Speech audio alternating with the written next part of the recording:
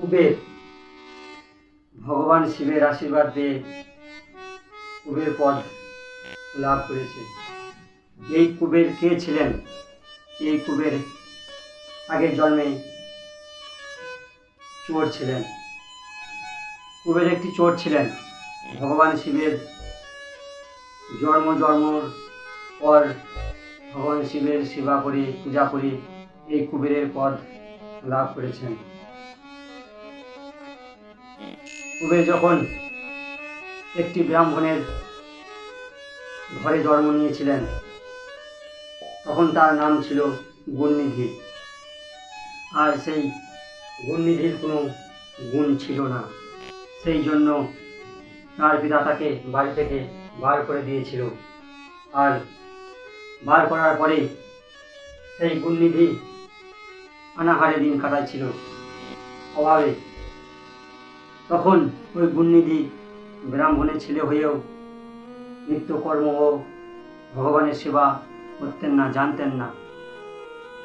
পিতা বললেও শুনতো না, ওই জন্য পিতা তাকে বাড়ি থেকে বার করে দিয়েছে।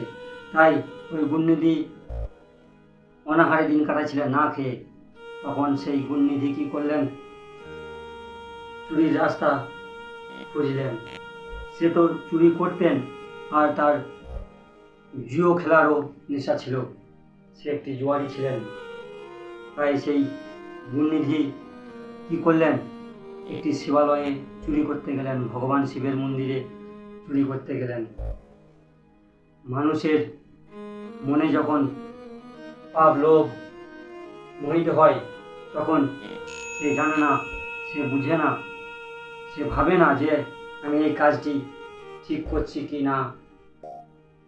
কারণ ধর্মকে যে মানে না, যে ধর্মকে ছোট করে, সে অত্যন্ত পাপী।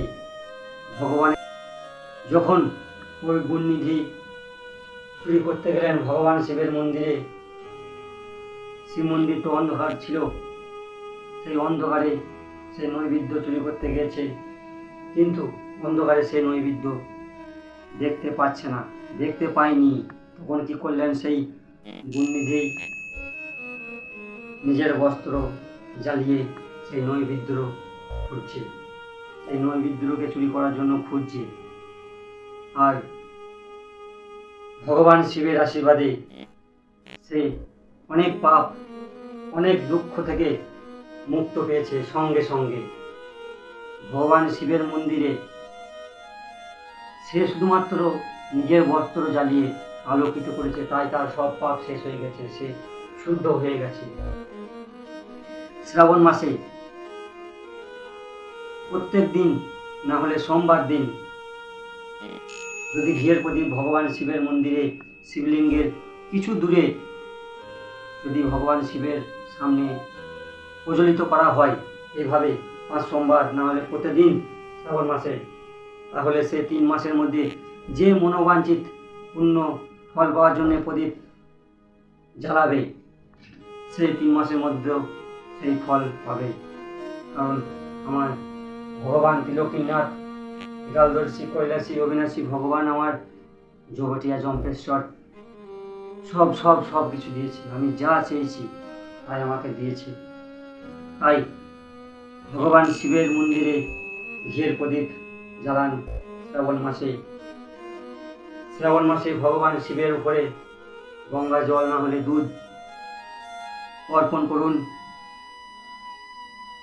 বাড়িতে যদি অশান্তি ঝগড়া লেগেই থাকে, মনে শান্তি নেই, অনেক অনেক পয়সা আছে, ধন সম্পত্তি আছে, তবু শান্তি নেই, বাড়িতে অশান্তি লেগে আছে, তাহলে দুধের সঙ্গে চিনি মিশিয়ে বা মিছরি মিশিয়ে ভগবান শিবের উপরে অর্পণ করুন, শিবলিঙ্গের উপরে অর্পণ করুন।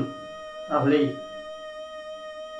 কিছুদিন করলেই বুঝতে পারবে যে বাড়িতে অশান্তি দূর হয়ে গেছে, ধীরে ধীরে সুখ সমৃদ্ধি ফিরে এসেছে। যদি ভগবান শিবের আশীর্বাদ পেতে চান তাহলে এসব কর্মগুলি করতে হবে।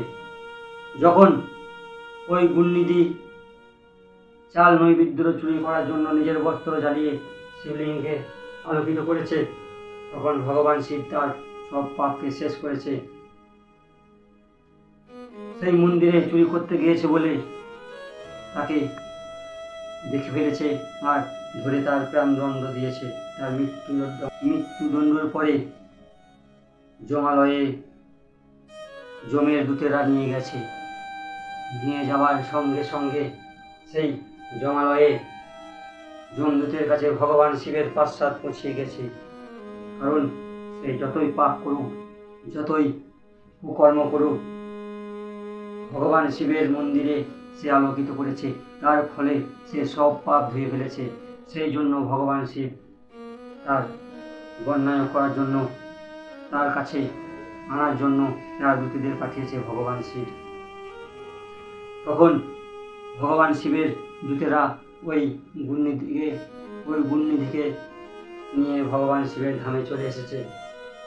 তারপর আবার ভগবান শিব সেই গুণনিধিকে পুনরায় দম নামে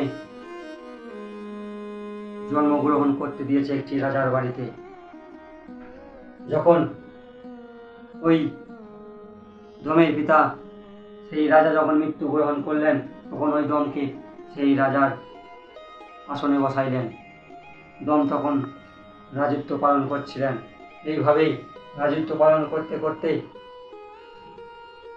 দম কি করলেন, সমস্ত শিব মন্দিরে প্রদীপ দান করতে লাগলেন সমস্ত মন্দিরে। এইভাবেই প্রদীপ দান করতে করতে সে এতই পুণ্যবান হয়ে গেছে যে মৃত্যুর পর ভগবান শিবের ধামে পৌঁছে গেছে। ভগবান শিব তাকে গণধীশ কুবেরের পদ লাভ করিয়ে দিয়েছে। যখন ভগবান শিব ও মা পার্বতী দমকে ওই কুবেরের পদ দিয়েছে, যখন কুবের ভগবান শিবের 10,000 বছর তপস্যা করলেন, তখন ভগবান শিব ও মহালক্ষ্মী মা পার্বতী সেই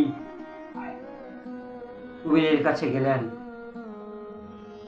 আর সেখানেই ভগবান শিব ও মা পার্বতী কুবেরের কাছে গিয়ে কুবেরের পদ দিলেন ওই কুবেরকে। আর ভগবান শিব ওই বিশ্বকর্মাকে বলে একটি মহল তৈরি করে দিলেন কুবেরকে। এইভাবেই কুবেরের পদ লাভ করিয়ে দিয়েছে ভগবান শিব। ভগবান শিব কুবেরকে বলেছে, মা পার্বতীর লেগে এ তোমার মাতা। আর মা পার্বতীকে বলেছে, কুবের তোমার পুত্র। তাই ভগবান শিব কুবেরকে কথা বললেন। মাতা পিতার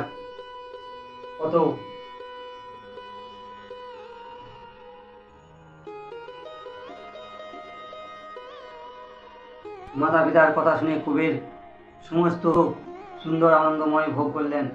আর ভগবান শিবের বহু বছর তপস্যা করেছিলেন বলে ভগবান শিব কুবেরের পদ দিয়েছিলেন।